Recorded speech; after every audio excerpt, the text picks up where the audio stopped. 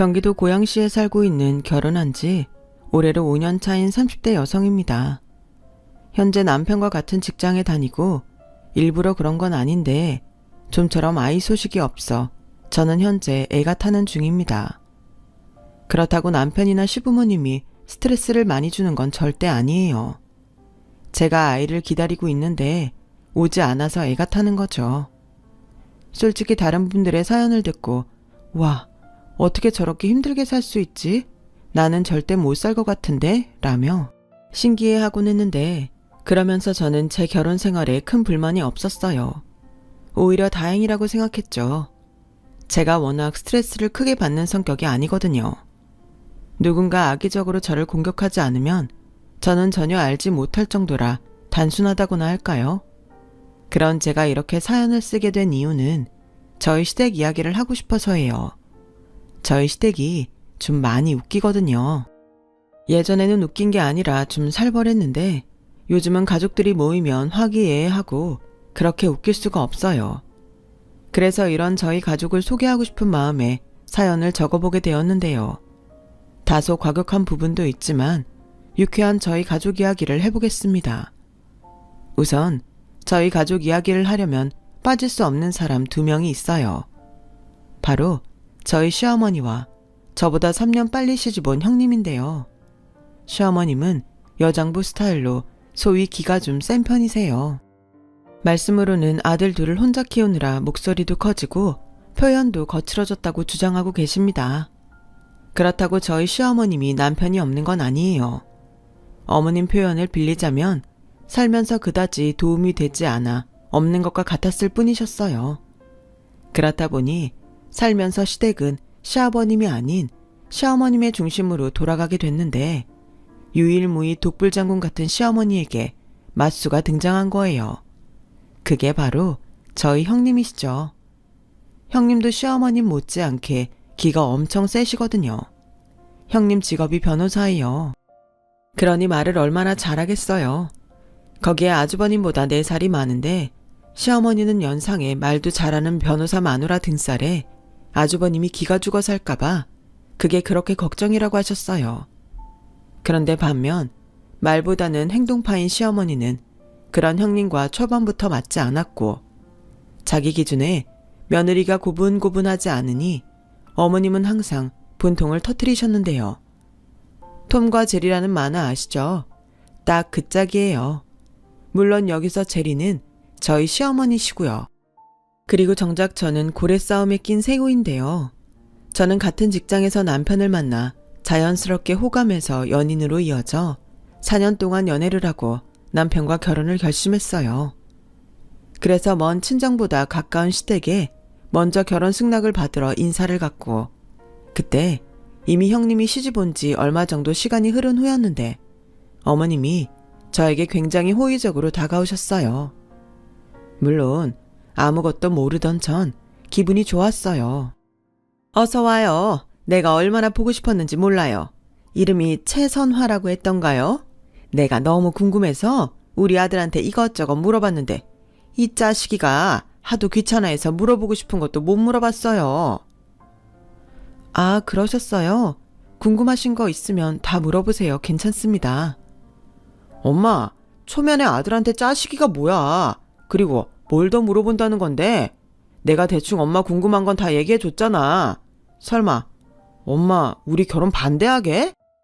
으이그, 내가 네 형수 때문에 노파심이 들어서 그래. 그러니까 너는 빠져. 저기 있잖아요. 혹시 시댁에서 명절이나 제사 지내는 거 싫어해요? 뭐 집이 기독교라든가? 아니요. 저희 집도 큰 집이라 명절이랑 제사 다 지내요.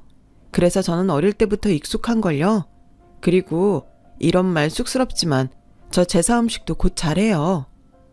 어머나 세상에, 어디서 이런 복덩이가 우리 집에다 왔을까? 됐다 됐어. 환영해요. 내가 아주 대환영이야. 내가 말했지. 우리 선아는 형수랑 다르게 착하다고. 엄마는 착하면 다 된다면서 굳이 그런 것까지 물어봐. 굳이 물어봐야 해. 네 형수를 봐. 아, 내가 진짜 말을 말아야지. 그나저나 나도 이제 며느리 끼고 큰집 갈 수 있겠네. 아, 오해는 하지 말아요. 내가 뭐 일을 많이 시키겠다고 그러는 게 아니고 그냥 우리 첫째 며느리하고 좀 잘났어. 말을 짜증나게 너무 잘해. 네? 저는 그때는 영 감을 못 잡았어요. 그런데 나중에 남편에게 그 상세한 이유를 듣게 됐고 이야기인즉 저희 시어머님은 집안의 둘째 며느리인데 늘 부자인 큰어머님에게 여러 가지 이유로 각종 멸시를 당하셨다고 했어요. 그런 당신의 형님이 싫다고 이젠 돌아가시고 안 계신 시부모님과 조상님들 제사를 모른 척할 수는 없다고 하셨는데 그래서 울며 겨자 먹기로 큰 집을 다니시면서 그렇게 스트레스를 받으셨다네요. 변호사 형님이 집에 오면서 저희 시어머니도 살짝쿵 기대를 하신 모양이었어요. 늘 자기를 무시하는 큰어머니에게 잘난 며느리 자랑을 하고 싶으셨던 거죠. 그런데 형님이 집에 오자마자 명절은 물론이고 큰집 제사에 가는 걸 싫다고 했다더군요. 그에 당황한 시어머니는 형님을 어르고 달랬는데 형님의 말빨에 이길 수 없었대요. 이건 제가 시집을 온 후 시어머니에게 직접 들은 말이었어요. 내가 우리 경훈이가 연상이긴 해도 변호사 아가씨를 데리고 온다고 해서 얼마나 좋았는지 아냐? 나도 변호사 며느리 등이 없고 기 좀 펴보자고 생각했는데 웬걸 걔가 들어오고 내 기가 더 쪼그라들었어. 내 어깨 좁아진 거 보이지? 그런데 큰 집에서는 제가 저러니 나한테 자꾸 잘난 며느리 눈치 보냐고 사람을 놀리는데 네 시아버지라는 사람은 그걸 보고도 가만히 있더라. 그러니 내가 속에서 열불이 안 나? 어머, 어머님 많이 서운하셨겠다. 근데 형님 입장에서도 이해는 가요. 형님 친정이 기독교잖아요. 원래 교회 다니는 사람들은 제사에 부정적이니까 하루아침에 바뀌기는 어렵죠. 그리고 솔직히 몇 번 안 봤지만 큰어머니 댁 며느리들도 좀 밉상이잖아요. 맨날 만나면 뭔 돈 자랑을 그렇게 하든지. 이하 동감이다. 아주 끼리끼리 잘도 만났지? 그래서 내가 걔가 더 필요했던 거야. 자존심 상하지만 우리 집이 큰 집에 비해 뭐 내세울 게 있냐? 변호사 며느리 딱 그거 하나인데 지가 중 가서 내기 좀 세워주면 어디가 덧나냐? 어머니도 참 형님이 워낙 그런 거 싫어하잖아요. 변호사라고 누구 앞에 나서는 것도 싫어하고 괜히 공짜 의뢰만 들어온다고. 식구들끼리 좀 해주면 어디가 어때서? 그게 진짜 공짜야? 시부모님 기 살려주는 거지. 걔는 공부머리만 좋지 눈치는 없어. 에이, 그래도 형님은 뒤끝도 없고 시원시원해서 좋잖아요. 좋기는 개뿔. 분명 내 아들도 지 마누라 눈치 보느라 집에서 기도 한번 못 펴고 살고 있을 게다. 아니, 경훈이 걔는 지보다 나이도 많은 여자가 뭐가 좋아서 결혼까지 했을까? 변호사라서 좋았나? 같은 직장 다니면 자주 보니까 호감이 생기셨나 보죠. 저희도 그렇잖아요. 명훈 씨가 제 사수였으니까. 그래도 그렇지. 자고로 여자는 너처럼 남편 내조 잘하고 어른한테 예의 바르게 행동해야 하는 건데 첫째 걔는 지 잘난 맛에 사는 애라 틀려먹었어. 맨날 남한테 지적질이나 하고. 시어머님은 제가 시집 오기 전에 이미 형님에게 여러 번 대여서인지 제가 시집 오고 나서부터는 본격적으로 형님의 뒷담화를 하기 시작하셨는데요. 처음 몇 번은 저도 그럴까봐 단도리 하시는 줄 알았는데 파도 마르지 않는 샘물처럼 형님의 뒷담화는 마르지 않았어요. 그렇다 보니 저도 자연스럽게 명절이나 가족 모임이 있을 때면 혹시라도 두 분이 싸우지 않을까 긴장을 하게 됐는데 남편이 거기에 불만이 좀 많았어요. 자기야, 이번에도 형님이랑 어머님 싸우시면 어떡하지? 몰라. 나도 그래서 솔직히 형이 명절 같은 거 아니면 그냥 가족 모임에는 안 왔으면 좋겠어. 에이, 아무리 그래도 그건 좀 아니다. 아주버님이 무슨 죄야. 보면 형이 제일 문제지. 우리 엄마의 옛날 사람이고 형이 엄마 성격을 모르는 것도 아닌데 그럼 형수한테 미리 조심을 시켜야 하는 거 아니야. 가뜩이나 변호사라고 아주 잘난 척 만땅인데 진짜 마음에 안 들어. 그래? 난 형님이 잘난 척하는 거 모르겠는데. 자기가 오히려 형님한테 열등감 있는 건 아니고 난 형님이 변호사라서 멋있고 좋은데. 원래 집안에 의사랑 변호사는 한 명씩 있으면 좋다고 하잖아. 됐거든. 난 자기처럼 싹싹하고 어른한테 잘하는 여자가 더 좋아. 그러니까 자기랑 결혼했지. 난 형수 같은 여자 피곤해서 딱 질색이야. 또 선 넘는다. 뭘 그렇게까지 말해. 설마 이번에 가서 형님이랑 아주버님한테 시렌티 낼 거 아니지? 내가 가운데서 얼마나 민망한 줄 알아? 아주버님이 착해서 그렇지. 가끔 자기 진짜 너무해. 형이 우유부단하니까 그렇지. 그리고 형이 그러니까 형수가 더 설치는 거고. 남편은 아무래도 자기 어머니한테 한마디도 지지 않는 형님과 그런 형님을 잡지 못하는 아주버님께 감정이 좋지 않았어요. 게다가 형님네랑 저희가 3년 터울로 결혼을 했는데 두 집 다 아이가 없다 보니 시부모님 걱정이 많으셨어요. 그런데 형님이 워낙 말을 잘하니 시부모님은 형님네에게는 말도 꺼내지 못하셨고 그 때문에 애꿎은 저희 부부만 잔소리의 대상이 되었는데 전 그다지 그 잔소리에 스트레스 받지 않았고 하루라도 빨리 아이를 갖고 싶은 마음에 시어머님이 지어주신 한약도 잘 받아 먹었는데 문제는 남편이 그걸 싫어했다는 거였어요.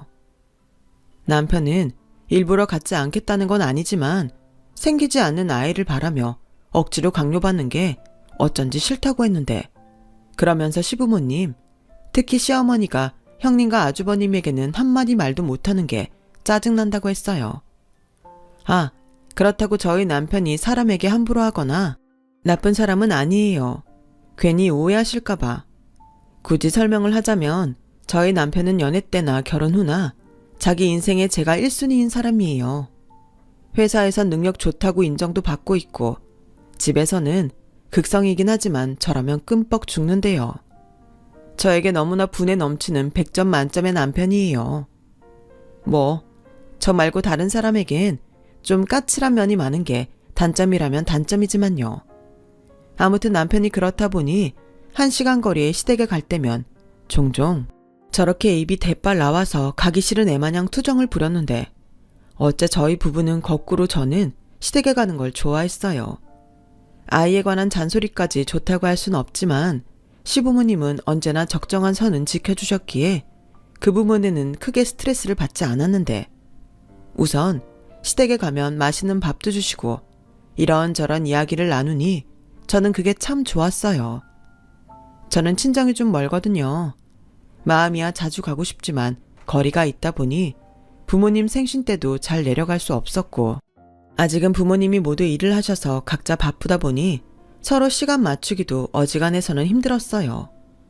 그래서인지 남편은 처가에는 자주 가지 못하는데 시댁에 이렇게 자주 오는 건 장인 장모님 입장에서는 서운할 수 있다며 시부모님께 그만 좀 부르라고 불만을 말하곤 했는데 형님이 그런 남편의 말에 옳다며 박수까지 쳐 시어머님의 심기를 건드리고 마셨어요.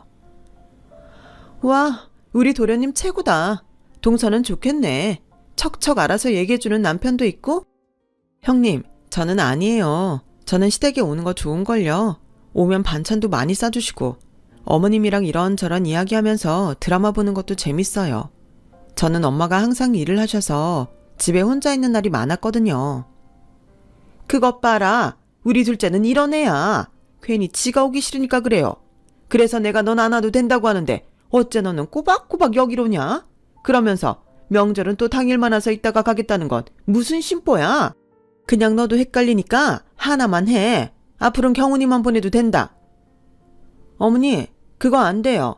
2랑 전 세트인데 2만 보낼 순 없죠. 그리고 제가 어머니를 몰라요? 2만 보내면 또 제 흉만 엄청 보실 건데 제가 또 그 꼴은 못 보죠. 그리고 저 그렇게 어머님 댁에 오는 거 싫어하지 않아요. 어머님이 제가 오는 게 싫으신 거죠. 뭐야? 저건 진짜 한마디를 안 줘. 너 일부러 나랑 싸우려고 여기 오는 거지? 어머니도 참 제가 싸움꾼이에요? 엄마, 이 사람이 변호사인데 말로 엄마한테 치면 그게 말이 돼? 저 입으로 먹고 사는 직업인데. 그리고 이 사람 재판하면 승률 짱이야. 우리 로펌에서 제일 잘 나간다니까. 그래, 네 마누라 잘나서 너는 좋겠다. 그러게 엄마가 너도 로스쿨 가서 변호사라고 했지? 치 마누라는 변호사라서 잘 나가는데 치는 사무장이나 하고 앉아있고 넌 존심도 없어? 어머니, 그 말은 제가 좀 듣기가 거북한데요. 사무장이 어디가 어때서요? 이처럼 일 잘하는 사람 별로 없어요. 그렇게 직업으로 사람 서열 나누는 건 구시대적인 사고방식이라고요. 그리고 이가 어머님 힘드실까봐 로스쿨 안 간 거라고 하던데 그럼 더 미안해 하셔야죠. 그래, 너 잘났다. 나는 태생이 구시대적인 사람이라 그것까지는 몰랐다. 그리고 새끼가 공부하겠다는데 애미가 과부 생빚을 내서라도 보내. 무슨 내가 힘들까봐 로스쿨을 포기해. 어디서 효장내야. 에이, 어머니 또 급발진하시네. 자기야, 안 되겠다. 우리는 이만 가자. 이렇게 계속 있다가는 지난번처럼 어머님 입에서 불 뿜겠어. 야, 내가 공룡이야? 불을 뿜게? 그리고 내가 언제 그랬다는 거야? 애가 진짜 생사람 잡네. 지금요. 딱 그 직전이세요. 그러니까 저는 이만 가보겠습니다. 반찬은 안 가져갈게요. 어차피 먹을 시간도 없어서요. 동서, 우리 것까지 다 가져가. 동서는 좋아하잖아. 그럼 다음에 또 봐. 형님은 그렇게 얼굴이 불그락 푸르락해져서는 시어머님과 다르게 해맑은 표정으로 시댁을 나가셨어요. 그리고 그럴 때면 씩씩거리는 시어머님을 보고 시아버님이 눈치 없게 염장을 지르셨는데요. 자네는 쟤한테 게임이 안 된다니까. 사람이 왜 인정을 못하고 쟤만 보면 으르렁거려. 성난 사자처럼. 당신까지 왜 그래요? 공룡에서 이번엔 사자야. 어디 사자한테 한번 물려볼래요? 내가 오죽하면 그러냐고. 으으, 속 터져. 남편이나 자식 새끼나 어떻게 내 속을 이렇게 몰라. 그러니까 이런 모임 이제 좀 하지 말고 각자 좀 삽시다. 뭐야 이 자식아? 그래, 너도 다음부턴 오지 마. 대신 선아만 보내. 엄마 진짜 웃긴다. 형네는 형만 오라고 하고 우리 집은 선아만 보내라고? 이게 무슨 조합이야. 자기야, 그만해. 어머니 진정하세요. 형님은 악의적인 마음은 아니에요. 그건 어머님도 잘 아시죠? 몰라. 저게 악의가 아니면 선이냐? 좌우지간 잘난 애들은 잘난 꼴값을 꼭 떨어. 니들도 가. 명훈이 저것도 어째 점점 밉상이라냐? 너 네 형수 닮아가. 엄마는 왜 엄마 아들을 거기다 갖다 붙여? 좌우간 둘 다 이상해. 선아야, 우리도 가자. 그날은 그렇게 가족 모임이 끝났어요. 저희 시댁은 한 달에 한 번은 그래도 온 식구가 모여서 밥을 먹자며 모임을 갖고 있었어요. 솔직히 저희는 형님네보다 시댁과 가깝고 제가 시댁을 좋아하다 보니 비공식적으로도 종종 갔는데 남편은 그것도 한 달에 한 번 있는 모임도 아예 없어졌으면 좋겠다고 했어요. 하지만 아들 둘과 같이 살다 두 분만 남게 된 시어머니는 빈둥지 증후군을 앓게 되셨죠. 장가간 아들을 보고 싶은 마음에 이런 모임을 만드셨는데 남편이 자꾸 불만을 얘기하니 이번엔 시어머니와 남편 사이에 긴 새우가 됐어요. 그래서 제가 더 다처해서 시어머니와 시간을 보내려 했는데 시어머님이 그걸 참 좋아하셨어요. 시아버님이 은근 가리는 음식이 많아 시어머님이 먹고 싶어도 참아야 하는 음식들이 있었는데 저를 만나면 그런 음식을 마음껏 먹으니 한 달에 한 번 모이는 가족 모임보다 저와 외식하는 날이 더 좋다고 하실 정도였어요. 그리고 그런 날에도 시어머니는 맛있는 음식과 함께 형님 이야기를 하시곤 했는데 이쯤 되면 지겹지 않냐고 생각하실 수도 있겠지만 저는 그 이야기가 꽤 재미있었어요. 아, 어머니, 저희 결혼할 때 궁합 보신다고 저한테 생년월일 물어보신 적 있죠? 그럼 형님네도 궁합 보셨어요? 아니, 안 봤지. 그게 내 첫 번째 실수였다. 4살 차이는 궁합도 안 본다고 해서 볼 생각도 못했는데 봤어야 했어. 왜요? 형님이랑 아주버님 사이 엄청 좋으신데? 나랑 궁합이 안 맞잖아, 나랑. 궁합을 봤어야 했다고. 에이, 어머님도 참. 누가 시어머니랑 며느리 궁합을 봐요. 잠깐만. 그럼 저랑 어머님 궁합도 보셨어요? 봤지. 넌 나랑 아주 잘 맞는다고 하더라. 근데 네 형님이랑 나는 알고 보니까 나는 불이고 걔는 물이래. 궁합이 영 별로래. 내가 막 타오르면 걔가 찬물을 싹 끼얹는데 좋을 리가 없지. 어머니, 너무 웃겨요. 근데 제가 볼 때 형님은 어머님 귀여워하시는 것 같은데요. 어머니 반응이 웃겨서. 너 나 놀리냐? 남은 심란한데. 아무튼 그 점쟁이 용하긴 했어. 근데 아이씨, 생각하니까 또 짜증나네.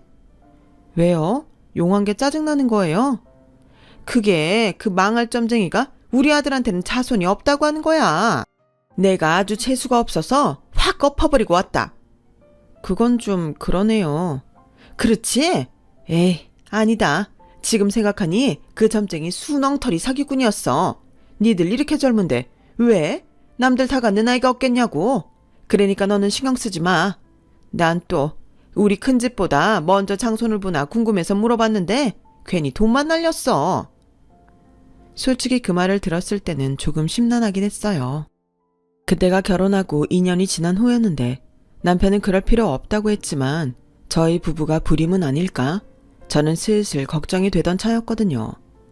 하지만 아직 신혼이라면 신혼이고 남편과 별 문제가 없으니 기다리면 생기겠지 하고 마음을 다스리고 있었는데 그런 말을 들으니 좀 불안하더라고요. 그러다 그 해의 가장 중요한 행사인 시할아버님의 제사가 다가왔어요. 저희 시댁은 1년에 2번의 제사와 2번의 차례를 큰 집에서 지내는데 그중 시할아버님 제사를 가장 중요하게 챙기는 것 같더라고요. 그리고 제사가 다가오면 저희 시어머님은 명절 증후군 비슷하게 끙끙거리시곤 하셨는데 어머님, 그렇게 싫으시면 저희도 형님처럼 확 가지 말까요? 뭐? 설마 너도 가기 싫어서 그러냐? 아니요. 어머님이 제사만 다가오면 잠도 못 주무시고 힘들어하시니까 뭐 굳이 그렇게 가야 하나 싶어서요. 명훈 씨한테 들으니까 할아버님이 그렇게 큰아들만 챙기셨다면서요. 그래서 우리 시아버님은 찬밥이나 다름 없었다고 하던데 유산도 다 큰아버님한테만 몰빵하시고 저라면 안 가고 싶을 것 같아요. 아휴, 네가 어떻게 내 속을 알겠니? 나도 뭐 그러고 싶지 않았겠어? 근데 그렇긴 해도 네 시할머니가 나를 참 예뻐하셨다. 당신 남편이 자식들을 놓고 차별하니 나한테는 그렇게 미안해하셨어. 그나마 네 시아버지는 양반이지. 니들 고모는 딸이라고 아주 겸상도 못하게 하셨다. 그러니 시집가서 우리랑 아주 연을 끊어버렸지. 그래서 우리 어머님 많이 서운해하셨어. 그걸 봐서 그런가? 가기 싫다가도 어머니 생각에 안 갈 수는 없더라. 그래도 그렇지. 그럼 시할머님 제사만 가면 안 돼요? 뭐? 니네 시아버지가 퍽도 그러자고 하겠다. 내 남편이지만 참 속도 없어. 그렇게 당하고도 형이 하는 말에 꼼짝도 못해. 그러니 내가 이러고 살지? 어머님 속이 말이 아니겠어요. 저도 몇 번 가보니까 그 집 사람들 진짜 별로던데 이번에도 형님은 제사 지내러 안 오시겠죠? 제가 한번 슬쩍 말이라도 해볼까요? 냅둬라. 여태 한 번도 안 온 애가 오겠냐? 그렇게 오래였으면 진작에 왔지? 참고로 저희 형님과 시어머님은 제사 때문에 크게 부딪힌 적이 있다고 하셨어요. 그때는 형님이 갓 결혼하고 처음 맞이하는 시할머니의 제사였는데 그동안 혼자 큰 집에 가셨던 시어머님이 이번부터는 며느리, 그것도 변호사 며느리랑 같이 갈 생각에 잔뜩 신이 나셨는데 거기에 형님이 안 간다고 찬물을 끼얹어 버리셨대요. 제가 꼭 제사에 같이 가야 하나요? 왜요? 그리고 왜 그이는 따로 가요? 원래 여자들이 일찍 가서 음식 준비하고 남자들은 제사 올릴 때나 필요해서 나중에 퇴근하고 오는 거야. 남자들이 뭐 제사 준비할 거 있어? 근데 우리는 준비할 게 많지 않니? 그러니 너는 시간 미리 빼서 나랑 같이 가자. 어머니, 그건 좀 불합리해요. 저희는 맞벌인데 왜 저만 시간을 빼서 음식을 해야 해요? 이러면 불평등한 거죠. 불평등? 아니, 여자가 시집 왔으면 그 집 제사를 지내는 게 도리잖아. 옛날부터 그게 내려온 정통이지. 그리고 경훈이가 뭐 음식을 해봤니? 있어봤자 도움도 안 되고. 어머니, 그 말은 더 이상해요. 저희 집은 저보다 그이가 음식을 잘하는데? 그럼 저보다 그이가 먼저 가야죠. 저야말로 어머님 놀리면 있어봤자 도움이 안 될 텐데요. 그래서 뭐? 너는 제사에 가기 싫다는 거야? 경훈이만 빼고 너만 일하는 게 싫어서? 싫은 게 아니고 부당해서요.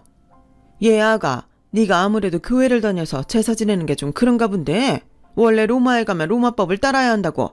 이런 건 그냥 따라야 하는 거야. 게다가 넌 맏며느리잖아. 엄밀히 말하면 전 맏며느리가 아니죠. 큰어머니네 큰며느님이 맏며느리죠. 그리고 맏며느리는 뭘 더 해야 하는 거예요? 전 그 말에 동의할 수 없어요. 아무튼 저는 내키지 않으니까 빠지겠습니다. 뭐야? 내키지 않아서 빠진다고? 이게 지금 무슨 개벽다귀 같은 소리야? 어머니, 그런 말은 요즘 세상에 조심하셔야 해요.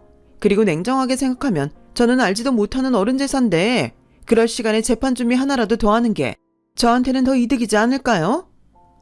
아니, 조상님 제사 지내는데 누가 그런 말을 해? 너 그러다 조상님이 노하셔서 경훈이한테 안 좋은 영향이라도 주시면 어쩌려고 그러니? 원래 조상 섬기는 건 후손들 잘 되라고 지내는 거야. 네가 아직 애가 없어서 그렇지 애 생기면 더 챙겨야 하는 게 조상님 제사다. 어머니, 그 말도 좀 궤변이에요. 한 집안의 조상이 제사 좀 안 지내줬다고 후손한테 해코지를 한다고요? 세상에 뭐 그런 자기만 하는 못돼 먹은 조상이 다 있어요? 저는 그런 소리 들으니까 더 가기 싫은데요? 야, 됐다. 오지 마. 아주 평생 오지 마. 됐냐? 네, 어머님. 이해해 주셔서 감사합니다. 그럼 어머님은 조심히 잘 다녀오세요. 너무 무리하지 마시고요. 무릎 안 좋으시잖아요. 그리고 저랑 그이는 조상님 은덕 없이도 잘 살 수 있으니까 너무 거기에 목매지 마세요. 그럼 끊습니다. 웃는 얼굴에 침을 누가 못 뱉는다고 했나요? 형님은 언제나 상냥하게 웃으며 시어머님에게 할 말을 다 했지만 저희 시어머님은 그런 형님한테 늘 침을 튀기며 불만을 쏟아내셨어요. 오히려 형님이 웃는 얼굴로 할 말을 다 하니 더 열받는다면서요. 걔는 변호사가 천직이야. 다른 직업이었어 봐. 진작에 싹퉁머리 없다고 잘렸을 거라니까. 안 싸더니 현명했지. 저렇게 싸가지가 없으면 공부라도 잘 시켜야 부모님 걱정이 덜어지지 않겠어? 어쩜 사람 속을 저렇게도 잘 뒤집어 놓는지. 경훈이 말 맞다나 재판도 잘하는 거겠지. 그것도 어떻게 생각하면 능력이죠. 저는 형님이랑 어머님이 사이좋게 지냈으면 좋겠어요. 이렇게 셋이 맛있는 것도 따라 나와서 먹고 영화도 보고 쇼핑도 하고. 됐다. 맛있는 거 먹다 체할 일 있냐? 난 싫어. 결국 그의 시할아버지 제사에도 형님은 참석하지 않으셨어요. 근데 그날은 제가 좀 많이 힘들었는데요. 그 집 밉상 며느리들이 지네들만 수군거리면서 사람을 교묘하게 왕따를 시키는데 저도 시어머님의 영향인지 은근 짜증이 나더라고요. 그래서 그날 제사를 마치고 남편이랑 아주버님한테 힘든 티를 좀 냈어요. 그러자 아주버님이 집에 돌아가셔서 그 말을 형님에게 한 모양이었고 그날 저녁 늦게 형님이 제 통장에 20만 원을 입금했더라고요. 저는 그 돈을 보고 깜짝 놀라 형님에게 전화를 걸었어요. 형님, 동서, 내가 지금 막 전화하려던 참이었는데 너무 늦은 시간이라 망설였어. 내가 입금한 거 확인했지? 네, 그래서 전화드린 거예요. 이게 무슨 돈이에요? 그이한테 들었어. 오늘 제사 가서 많이 힘들었다며. 생각해보니까 나는 안 가서 편하지만 동서가 늘 혼자 수고가 많잖아. 그래서 도련님이랑 어디 분위기 좋은 데 가서 외식이라도 하라고. 형님, 저는 이런 돈은 필요 없어요. 그리고 이런 말 죄송하지만 저는 이런 돈보다 형님이 다른 가족 모임처럼 일을 안 하시더라도 아주버님이랑 같이 오셨으면 좋겠어요. 글쎄, 난 워낙 내키지 않으면 영 몸이 움직여지지 않는 사람이라. 그리고 다들 일하는데 나만 아무것도 안 하는 것도 좀 이상하잖아. 그래서 난 아무리 생각해도 제사나 명절은 못 갈 것 같아. 동서가 서운하다고 해도 이건 내가 어쩔 수가 없네. 그리고 먼저 말을 꺼내서 하는 말인데 난 동서도 그냥 나처럼 내키지 않으면 제사는 가지 않았으면 좋겠어. 하지만 그건 내가 이래라 저래라 할 수 없는 거잖아. 동서가 자유롭게 선택할 문제지. 그래서 난 동서의 선택을 존중해. 물론 지금은 나한테 서운한 마음이 더 크겠지만 오늘은 내가 얼마 안 되지만 돈을 보낸 건 미안해서가 아니라 오늘 동서가 힘들었다고 하니까 언니 같은 마음에 챙기고 싶은 거였어. 저는 이럴 때면 형님 속을 모르겠어요. 여기서 화를 내면 제가 옹졸한 사람이 되는 것 같고 그렇다고 알겠다고 넘어가기엔 저만 당하는 것 같고 그제야 저는 시어머님이 왜 그렇게 형님하고 말을 하면 혼자 열받아 하시는지 이해가 갔어요. 그래서 그 다음부터는 안 그래야지 하면서도 시어머님과 한마음 한뜻으로 형님을 좀 얄미워했는데요.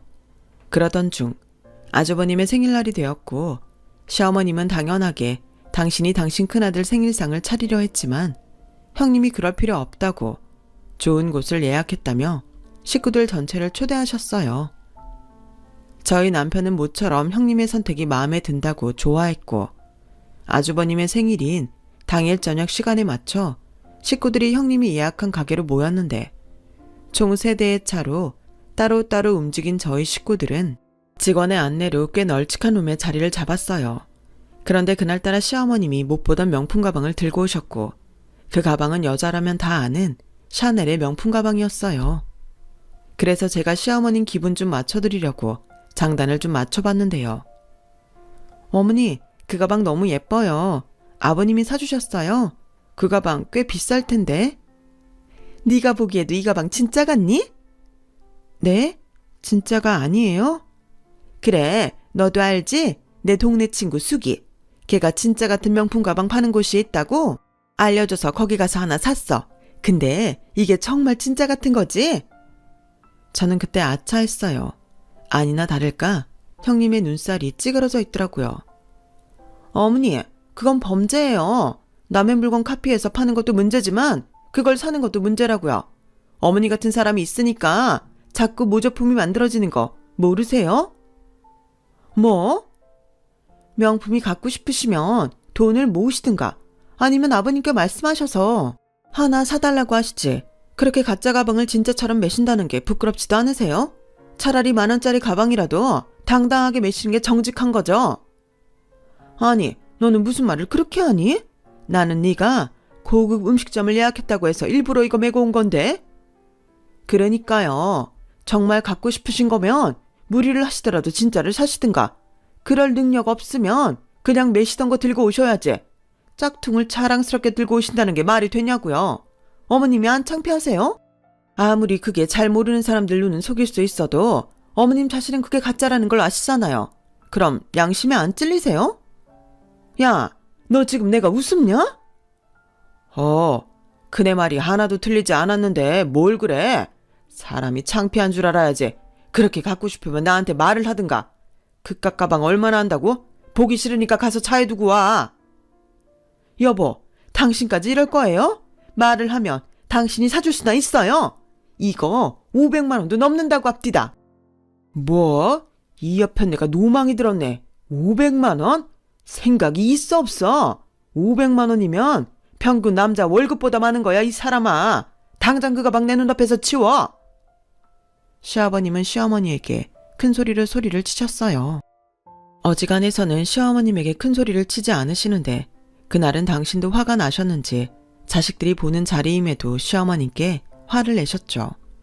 그러자 시어머님은 귀까지 빨갛게 성질이 나셔서 아들 생일이고 뭐고 당신은 집에 가겠다고 시아버님에게 차 키를 뺏어들었는데요. 어쩐지 저 때문에 일이 이렇게 된 것 같아 제가 시어머님을 따라 나갔어요. 어머니, 죄송해요. 괜히 저 때문에. 아니다. 이게 왜 너 때문이야? 싹퉁바가지랑 왼수 같은 양반 때문이지. 아주 자기들끼리만 잘났어. 내가 오죽하면 이런 짝퉁을 샀을까? 내 주제에 이런 비싼 가방을 들 수나 있어? 자기는 사줄 능력도 없으면서 애들 앞에서 큰 소리는. 그리고 저 싸가지. 오늘 같은 날은 그냥 넘어가면 안 돼? 내같이 시어머니인데 왜 자꾸 지랄인데 왜? 이런 짝퉁 가방 사는 사람 모두 붙잡고 일장연설이라도 하지? 아주 꼴보기 싫어 죽겠어.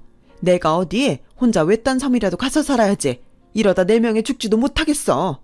내가 저거 야구르게 벽에 똥칠할 때까지 오래 살 거야. 내가 전생에 나라를 팔아먹었나? 뭐 저런 게 하나도 아니고 2씩이나 가족으로 있는 건데. 어머니, 왜? 숨 좀 쉬시라고요. 오래 사신다고 하셨는데 숨 넘어가겠어요. 그리고 오늘 같은 날 이렇게 가지 마시고 저랑 같이 마음 좀 진정하시고 다시 올라가요. 이대로 가면 어머님 집에 가서 아버님이랑 또 싸우실 거잖아요. 어머님은 금방이라도 터질 것 같은 만주처럼 씩씩거리며 주차장으로 내려가셨어요. 그리고 아까는 그렇게 눈에 띄지 않았는데 엘리베이터 끝쪽에 형님 내외가 타고 왔을 것으로 추정되는 아주버님의 차가 보였고 그걸 본 시어머님은 당신 아들 차로 성난 코뿔소처럼 성큼성큼 다가가셨는데요. 그리고는 이런 천하의 잘난 며느리 같으니라고 가다가 확 타이어나 퍼져라! 라며 아주버님의 차 앞바퀴를 뻥 하고 차셨는데 타이어를 차신다는 게 그만 차 문을 3개 차버리고 마셨어요. 그러자 아주버님 차에서는 경고음이 삑삑삑 하고 울렸고 저희 시어머님은 당신 아들 차임에도 무서우셨는지 엄마야! 하고 계단 쪽으로 도망을 가버리셨죠. 그리고 저의 아부와 설득 끝에 시어머님은 다시 식구들이 기다리는 식당으로 가셨고 시어머님은 당신이 한 행동 때문인지 별 말씀도 없이 음식에만 집중하셨어요. 시아버님도 조용히 식사만 하셨고요. 그제야 안심이 된 저는 시어머님 맞은편에서 이제야 늦은 식사를 시작하려는데 그때였어요.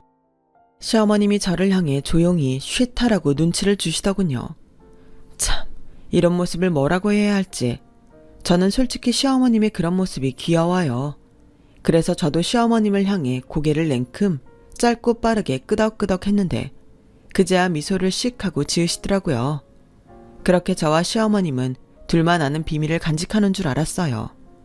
나중에 알았는데 차량 블랙박스로 아주버님과 형님은 이미 시어머님의 망행을 확인하셨더라고요. 그러다 연말이 다가왔고 이번에도 시할머님의 제사가 다가왔어요. 그리고 이번엔 시어머님에 이어 저까지 큰 집에 가기 싫어서 예정된 시간보다 늦게 출발을 하게 됐는데요. 저는 이미 그날 휴가를 낸 상태라 시어머님 댁에서 시어머님과 같이 출발하기로 했어요. 그렇게 무거운 걸음으로 시댁 문 밖을 나섰고 해가 서쪽에서 떴는지 계단을 내려가는데 형님이 보이더라고요. 손에는 보자기로 싼 무언가와 과일 바구니가 보였어요. 저는 너무 놀라 제 눈을 의심했어요. 그리고 저랑 똑같이 형님을 본 어머님은 반가워하시기는커녕 수상하다는 듯 눈살을 찌푸리셨는데요. 저거 싸가지 네 형님 아니냐? 맞아요. 근데 웬일이실까요? 혹시 큰 집 같이 가려고 오셨나? 어머님 뭐 들으신 거 없으세요? 아니, 그런 거 없었는데. 제가 몸바람이 불어서 제사를 가. 쟤 오늘 우리 제사인 거 모르는 거지? 근데 여긴 왜 왔을까? 손에 든 건 또 뭐야? 글쎄요. 그래도 오셨으니까 같이 가자고 해요.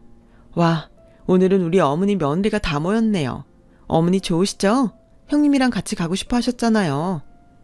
그거야 옛날 얘기지. 난 이제 쟤가 무섭다. 큰 집에 가서 또 내 속을 얼마나 뒤집어 놓을 거야. 그냥 쟤는 안 데려가고 싶어. 에이, 어머니도 참. 그러지 마시고 같이 가요. 거기 며느리들 형님 말빨로 기 좀 팍 꺾어놓게. 저는 시어머님의 손을 잡고 형님이 계시는 곳까지 종종 걸음으로 계단을 마저 내려갔어요. 저희 시댁은 오래된 구옥 빌라라 엘리베이터도 없는 4층 건물이었거든요. 그러자 형님은 저와 어머니를 보고 웃지는 않았지만 누가 봐도 제사에 같이 갈 사람처럼 저희를 기다렸는데요. 시어머님이 대뜸 이렇게 물으셨어요. 얘, 너 설마 우리랑 같이 제사 가려고 왔냐? 네, 그래서 오늘 저 월차 냈어요. 형님, 그건 다 뭐예요? 큰 집에 줄 선물이에요? 아니, 이거 전이야. 엊그제 주문했더니 오늘 오전 중에 된다고 해서 픽업 다녀왔어. 전을 왜 사? 거기서 붙일 건데. 너도 참 끝까지 튄다. 거기 가서도 얼굴 모르는 시할머니 제사상이니까 고생하지 말고 그걸로 하자고 하게? 네, 이거면 적어도 쪼그리고 앉아서 전 부친다고 고생은 안 해도 되잖아요. 에휴, 네 큰어머님이 그걸 보고 좋다고 하겠다. 넌 그냥 하던 대로 가지 마. 왜요? 언제는 그렇게 가자고 하시더니? 그때는 나 혼자고 지금은 그때랑 내 마음이 다르잖아. 괜히 가서 나 망신살 뻗치게 하지 말고 그냥 월차 낸 김에 집에서 쉬어라. 재판 준비해. 재판 없냐? 제사는 나랑 네 동서만 가도 된다. 선아야, 그렇지? 시어머님은 저를 보고 어서 내라고 대답하라는 듯 눈으로 레이저를 쏘셨어요. 저는 뭐 그렇게까지 할 게 있나 싶어 시어머님 말에 잠시 주춤했는데 시어머님의 표정이 거의 울상으로 변하셔서 마지못해 형님에게 그렇다고 말했네요. 그러자 형님은 이미 눈치챘다는 듯 아니에요. 이왕 월차까지 내고 왔는데 같이 가요. 돈 주고 산 것도 아깝잖아요. 저는 형님의 말에 저도 모르게 입꼬리가 올라갔어요. 하지만 시어머니는 계속 그렇게 뭐가 불안하신지 얼굴에 그늘이 잔뜩 끼었는데요. 아무튼 그렇게 저희는 큰 집으로 향했어요. 그리고 형님이 전에 시어머님이 발로 찬 아주버님 차를 끌고 오셨고 생각보다 더 선명하게 찍힌 당신의 발자국에 시어머님은 한 번 더 멈칫하셨는데요. 그때였어요. 형님이 시어머님을 빤히 쳐다보면서 이렇게 말씀하셨죠. 세상에, 어떤 몰삭식한 사람이 남의 차를 발로 걷어찬 거 있죠?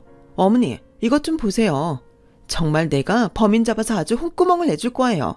이거 아는 사람 통해서 견적 뽑아보니까 차문 교체만 해도 좋기 100만 원은 넘는다고 하던데. 뺑소니 범은 알려나 모르겠네요. 블랙박스에 찍혔을 텐데 바빠서 아직 확인을 못했어요. 뭐? 뺑소니 범? 무슨 그렇게나. 잘 보이지도 않구만. 실수였겠지? 형님 맞아요. 저도 잘 안 보이는 것 같은데 그냥 타셔도 모를 것 같아요. 무슨 소리야. 하얀색이라 바로 보이는데. 그리고 그런 뺑소니범은 잡아서 죗값을 물어야지. 이게 뭐 싸구려 차도 아니고 나름 그이가 아끼는 외제차인데. 안 그래요 어머니? 저는 순간 후회했어요. 그냥 시어머니 말을 듣고 어떻게든 형님을 떼놓고 오는 건데 형님이 저것 때문에 일부러 제사를 가신다고 하셨나? 뒷자리에 타서 별의별 생각을 다 했어요. 그렇게 1시간 반 만에 저와 시어머니는 큰 집에 도착했어요. 그리고 큰어머니를 비롯한 그 집 식구들은 거의 결혼식 이후로 처음 본 형님을 보고 처음엔 당황했다가 은근슬쩍 형님에게 곁눈질을 했는데요. 아무래도 변호사라는 말을 익히 들어 그게 좀 의식이 된 모양이었어요. 그러자 그 시선을 느낀 시어머님은 싫다고 할 때는 언제고 어깨에 힘이 들어가기 시작하셨는데 그 모습에 큰어머님 인상이 팍 구겨지더군요. 그래서일까요? 갑자기 방에서 무언가 들고 나온 큰어머니는 자기 며느리들에게 한약 환처럼 생긴 무언가를 주었는데요. 큰어머니에게도 며느리가 2명이 있었어요.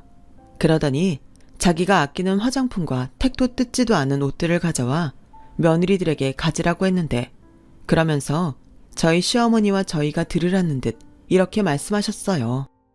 니들은 무슨 복이니? 우리 집 같은 데 시집을 와서 이렇게 시어머니 사랑을 듬뿍 받아? 그러게요. 저희가 전생에 어머니 딸들이었나 봐요. 어머니, 이 옷들 진짜 비싸 보이는데 정말 저희가 가져도 돼요? 그럼 그런 것들 아무리 비싸도 얼마든지 내가 니들한테 줄 수 있지. 난 누구랑 다르게 손도 크고 능력도 있으니까. 암만 며느리가 변호사면 뭐해? 시어머니라는 사람이 선물이라도 제대로 해줄 능력이 없는데. 그러니 그렇게 며느리 눈치를 보겠지. 경운이 그게 어쩌다 재수가 좋아서 변호사 색시를 얻었는지는 모르겠지만 혹시 뭐 약점이라도 잡혔나? 농담이고 난 좀 아까워서. 우리 집 정도면 몰라도 저 집은 너무 볼 게 없잖아. 무슨 순애본 줄은 모르겠지만 실제로 보니까 우리 변호사 조카 며느리랑 동서랑 너무 안 어울린다. 형님, 지금 저랑 싸우자고 시비 거시는 건가요? 모처럼 큰애도 제사에 데리고 왔는데 무슨 말을 그따구로 하세요? 그리고 형님, 며느리를 챙겨주고 싶으시면 따로 구석에 가서 하시면 될걸. 굳이 제 며느리들 앞에서 하는 건 또 무슨 심보인데요? 어째 형님 수준은 내일 모레 60살인데도 그대로이실까? 아주 유치해서 못 봐주겠네? 그거 몸에 좋은 거면 이리 좀 줘봐요. 먹을 건 같이 먹어야지. 비싸면 뭐 얼마나 비싸다고 네 며느리 내 며느리 차별을 해요. 왜? 동서도 먹고 싶어? 동서는 손 떨려서 절대 못 사. 아니지, 동서는 살 필요가 없겠네. 건강 빼면 시체 아닌가? 대체 뭘 먹고 그렇게 쪘어? 요즘은 비만도 관리 안 하면 각종 화병증에 훅 가는 거야. 동서는 정말 무지해서 내가 다 걱정이라니까. 아침에 거울은 보지? 나 참네. 별 거지 같은 얘기를 다 듣네. 보죠. 난 화장실 갈 때마다 거울 봐요. 그러는 형님은 뭐 얼마나 관리한다고 그러시는데요.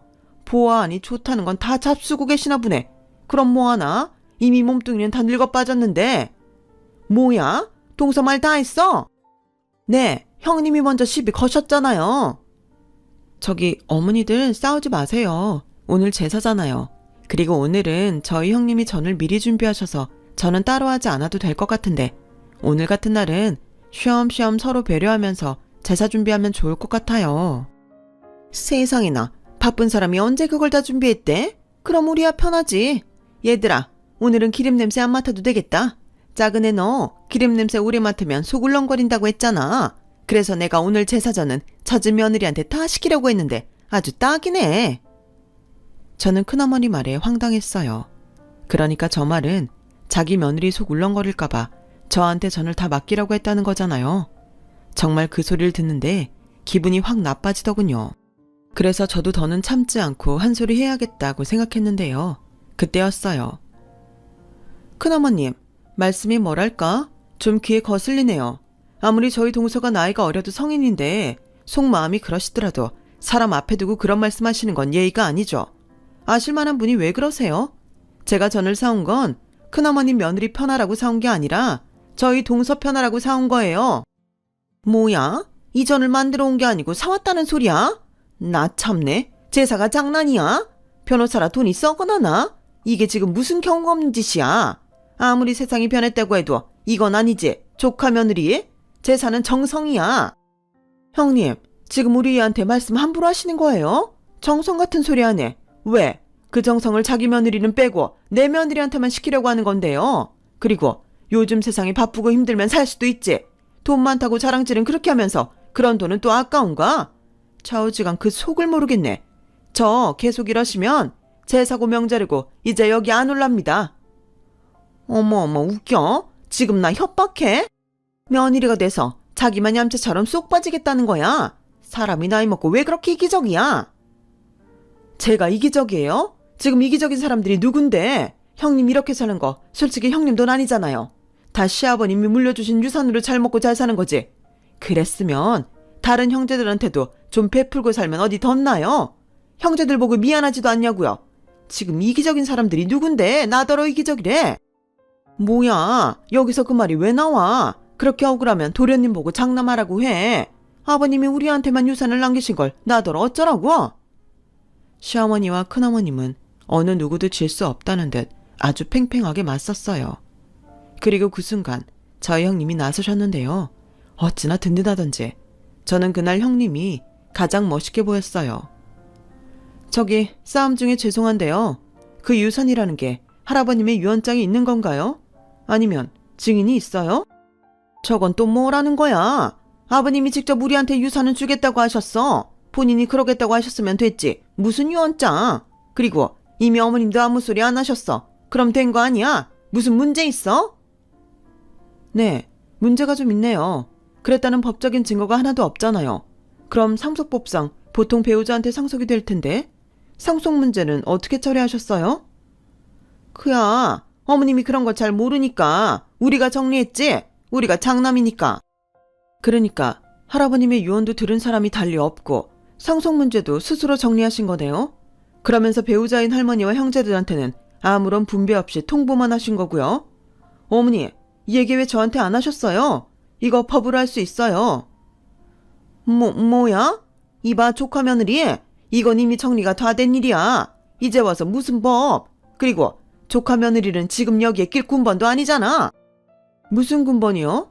여기가 군대예요? 그리고 자꾸 들으니까 저도 기분이 나쁜데 큰어머님, 혹시 저희 어머니한테 자격지심 있으세요? 뭐야? 야, 내가 왜 그런 거렁뱅이한테 그런 감정을 느껴? 너 변호사라고 좋게 봐줬더니 아주 눈에 뵈는 게 없구나. 뭐야, 거렁뱅이? 저 옆엔 내가 돌았어? 어디서 남의 며느리한테 야래? 우리 며느리가 틀린 말 했어. 내 며느리 변호사야. 맞는 말만 한다고? 그래, 네 며느리 변호사라서 좋겠다. 너 아주 오늘 내가 어머님이랑 같은 제사밥 먹게 해줄게. 야, 너 이리 와. 그렇게 두 어머니는 순식간에 서로를 향해 죽일 듯 맹렬히 얼싸 안으셨어요. 그리고 마치 어린애처럼 할퀴고 꼬집고 머리채를 잡으며 싸움을 벌이셨는데 형님은 그걸 말릴 생각도 하지 않으시고 핸드폰으로 영상을 찍으시더라고요. 형님, 뭐 하세요? 말려야죠. 말리기 전에 증거를 남겨야지. 이런 일일수록 나중에 딴 말을 하거든. 방금 큰어머님이 먼저 달려드셨잖아. 그럼 이건 우리가 유리해. 동서, 어머님 무릎 안 좋으신 거 알지? 동서가 가서 어머님 좀 뒤에서 잡아라. 우리 어머님 밀린다. 뒤에서 잡으라고요? 살짝 잡아. 앞으로 못 나가게. 대신 말리는 척하면서 잡아야 한다. 괜히 2대1로 싸우는 걸 보이면 우리가 불리해. 저는 형님의 말에 쭈뼛쭈뼛 난투극이 벌어지고 있는 두 어머니 곁으로 갔어요. 그리고 이제 그만하시라며 큰어머님을 뒤에서 잡았는데요. 그러자 이건 또 뭐야? 야, 이거 안 놔? 하며 힘이 어찌나 센지 저를 패대기 치셨고 저는 덕분에 그대로 나가 떨어졌는데요. 그러자 저희 시어머니는 그야말로 눈이 횟가닥 도셨어요. 선아야, 너 괜찮니? 이게 정말? 야, 너 지금 내 며느리 패대기 쳤냐? 내가 오늘 너 절대 가만히 안 둔다. 그래, 해봐. 네 성깔머리가 그러니까 여태 자손도 하나 없는 거야. 뭐야? 두 분의 싸움은 그렇게 다치 격해지셨어요. 그러자 그 모습에 저희 형님이 일어나셨고 형님은 저에게 동서 괜찮아? 움직일 수 있지? 그럼 그대로 큰어머니 발목을 붙들어. 난 뒤에서 맡을게. 라고 하셨는데 그땐 저도 지면 안 된다는 생각밖에 없어서 형님이 하라는 대로 했어요. 아픈 줄도 모르고요. 그리하여 큰어머니는 저희 어머니에게 덤비지 못하게 봉쇄되었는데 이것들이 지금 쌍으로 뭐하는 거야? 이거 놔! 얘들아, 니들 뭐하니? 이것들 좀 떼어내라. 아니면 니들도 저 작은 엄마 좀 붙들어. 라며 자기 며느리들한테 SOS를 치셨지만 큰어머님의 며느리들은 뭐 받아갈 때와는 다르게 시선을 외면하고 자리를 피했어요. 그야말로 큰어머니의 외로운 싸움이었죠. 그리고 큰어머님은 확실히 좋은 걸 많이 드셨는지 기운이 남다르셨는데요. 저와 형님이 아무리 붙들고 있어도 무슨 괴력인지 저희 시어머니와 계속 머리채를 붙들며 싸우셨고 결국엔 두 분 모두 중심을 잃고 엉덩방아를 찌고 마셨어요. 그 난리통에 저희 형님은 싱크대에 쿵 하고 머리를 찧었고 저는 큰어머니 밑에 깔리는 신세가 됐는데요. 준비했던 음식이고 뭐고 주방이 아주 난장판이 돼버렸어요. 그리고 그때 제사를 주관하는 남자들이 집 안으로 들어왔는데 거기엔 퇴근한 저희 시아버님, 아주버님, 남편까지 함께 있었고 저희 남편이 가장 먼저 저에게 뛰어왔어요. 자기야, 이게 다 무슨 일이야? 싸웠어? 야, 넌 네 엄마는 안 보이냐? 그리고 경훈이 너도 얼른 네 색시 안 챙기고 뭐해? 혜영아, 너 괜찮니? 여기서 혜영이는 저희 형님 이름이에요. 원래 저희 시어머니는 평소 저에게도 이름으로 부르셨는데요. 아마도 형님의 이름을 부르신 건 그때가 처음이었을 거예요. 어머니, 저 이마에 홍날 것 같아요. 이런 씨, 너 그 뭐냐, 손해배상 청구해. 그리고 이딴 집에 제사고 명절이고 이젠 우리 발 끊자. 가자 얘들아. 당신 지금 뭐 하는 거야? 발을 끊다니. 나도 오늘부터 기독교예요. 앞으로 난 주님만 모실 거니까 제사랑 명절은 당신 혼자 다녀요. 독실한 신자한테 일 시키지 말고. 저 사람이 정말. 웃기죠. 저는 그때 일만 생각하면 지금도 혼자 웃음이 나와요. 그리고 그날 시어머니를 비롯한 형님이랑 저는 완전히 만신창이가 돼서 시댁으로 돌아왔고 셋이 약속이나 한 것처럼 배가 고파 사이좋게 라면을 끓여서 밥까지 말아 바닥까지 싹싹 비우는데 마치 전염이라도 된 듯이 셋이 웃음이 터졌어요. 니들 봤냐? 형님 며느리들 꽁지 빼고 도망가는 거? 그렇게 자기 며느리들 자기한테 잘한다고 자랑을 하더니 내가 아주 오늘 속이 뻥 뚫린 것 같다. 그러게 진작에 저 따라서 기독교 하시지 그러셨어요. 아까 어머니 진짜 멋지시던데요. 가자 얘들아. 할 때 카리스마가 아주 끝내줬어요. 그러니까요. 저 아까 막 가슴이 웅장했어요. 어벤져스 볼 때처럼. 이 애들이 이렇게 지시애미를 놀려요. 그래도 오늘은 봐준다. 혜영아, 오늘 고맙다. 오늘 내가 비로소 네 덕을 봤다. 아니에요. 제가 오늘 가서 보니까 제가 잘못했네요. 감히 우리 어머니를 그렇게 깔보고 무시했다니. 제가 진작 가서 정리 싹 해야 했는데. 형님, 저도 감사해요. 그리고 죄송하고요. 뭐가 죄송해. 됐고 나도 동서 말 듣고 한 번은 가보자 했어. 해보지도 않고 싫다고 하는 건 좀 그렇잖아. 근데 오늘 가니까 진짜 완전 싫더라. 어머니, 우리는 그냥 명절이고 제사고 사 먹으면 안 돼요? 되지. 난 네가 사오면 언제든 땡큐베리 감사다. 우리도 그냥 이제부턴 신식으로 하자. 명절에 여행 다니고 제사고 나발이고 스트레스 받지 마. 초상덕은 개뿔. 그날은요. 늘 불안하던 고부 셋이 모처럼 한마음 한뜻이 되던 날이었어요. 그리고 피곤은 했는지 안방에서 셋이 사이좋게 잠이 들었는데요. 저희가 잠에서 깨니 자정이 훌쩍 넘어 있었고 거실로 나갔더니 제사를 마치고 온 듯한 시아버님 이하 남편들이 심각한 표정으로 거실에 모여 있었어요. 아무래도 큰아버님께 한 소리 들은 눈치였죠. 거기 여자들 여기 앉아봐. 오늘 있었던 일 어떻게 책임질 거야? 특히 자네. 형수님 알아놓고 난리도 아닌데 도대체 왜 그러는데? 여태 잘 참았으면서. 사람이 어떻게 계속 참고 살아요? 그리고 내가 왜 그 일을 책임져요? 여태 당하고 산 건 난데 당신이야말로 누구 편 들어야 하는지 모르겠어요? 여기서 편을 왜 나눠? 형수님이 당신보다 손윗 사람이잖아. 오늘 며느리까지 동원해서 3대1로 싸웠다며? 내가 정말 창피해서 제사 지내는 동안 고개를 못 들었어.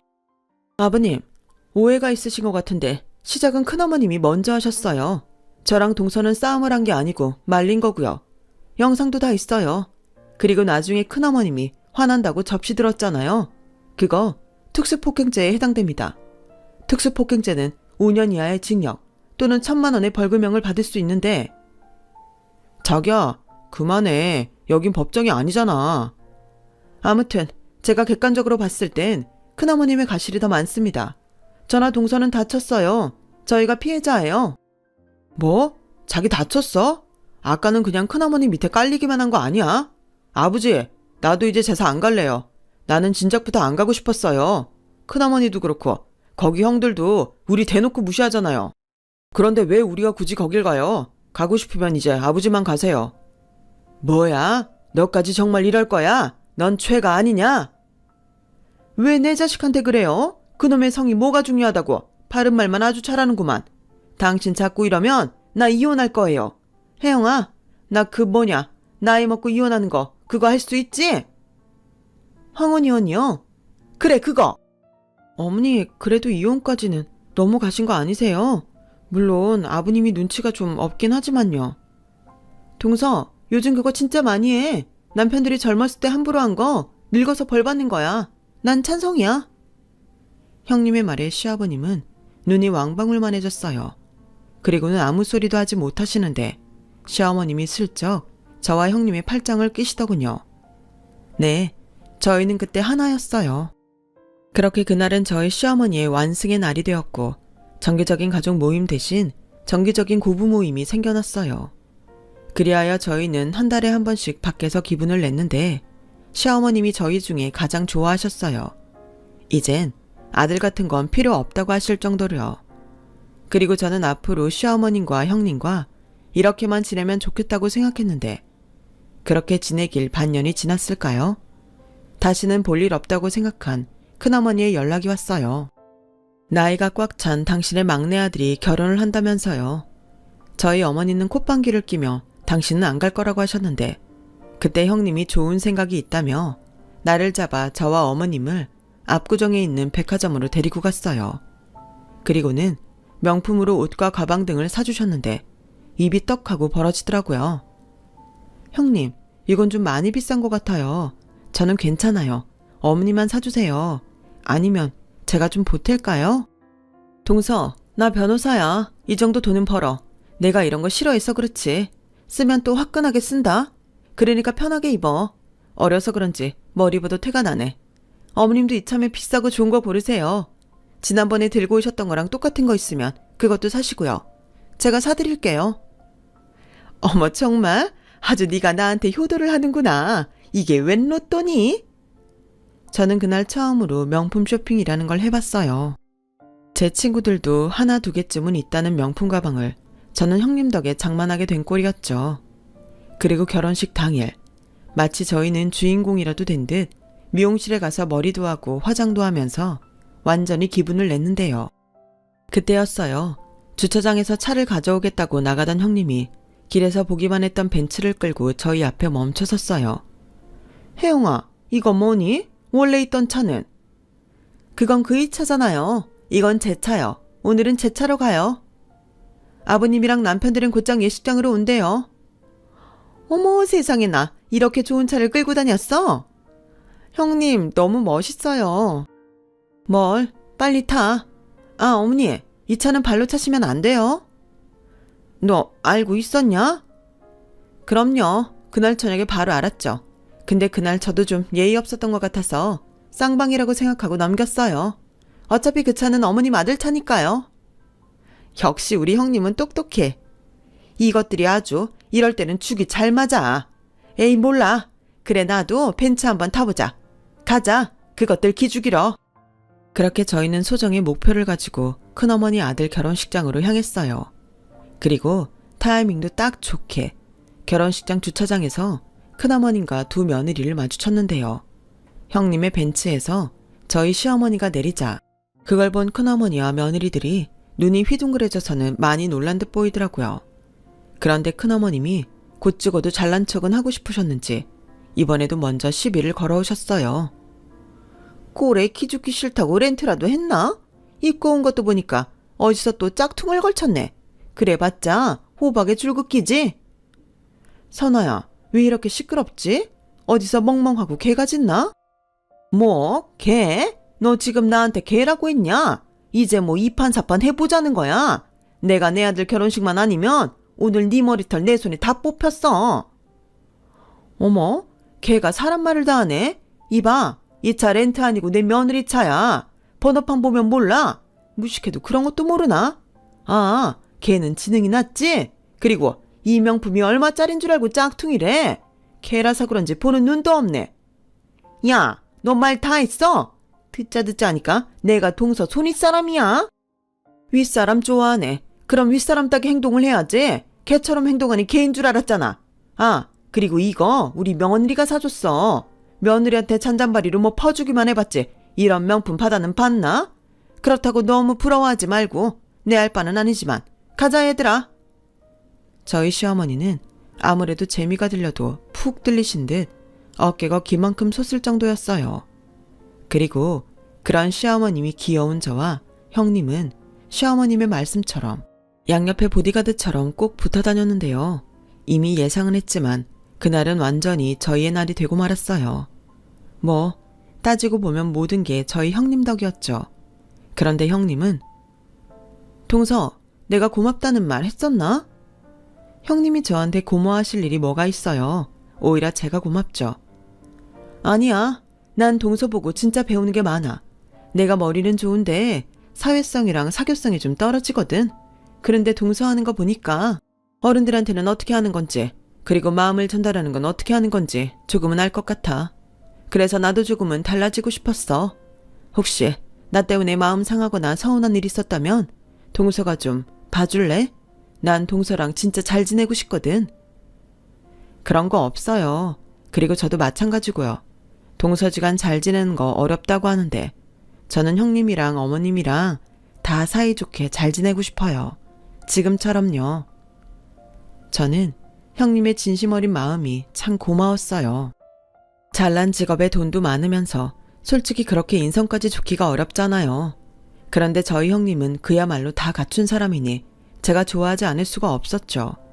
그리고 형님은 한번 하면 하는 사람이라 결국은 큰아버님에게로 모두 간 유산이 부당하다며 법으로 이를 문제 삼으려 했고, 큰어머니는 그제야 발등에 불이라도 떨어진 사람처럼 죽는 소리를 하셨어요. 조카 며느리, 뭘 가족끼리 그렇게까지 해? 알았어, 내가 잘못했어. 왜 저한테 그러세요? 용서는 저희 어머님한테 비셔야죠. 그리고 유산은 다른 문제예요.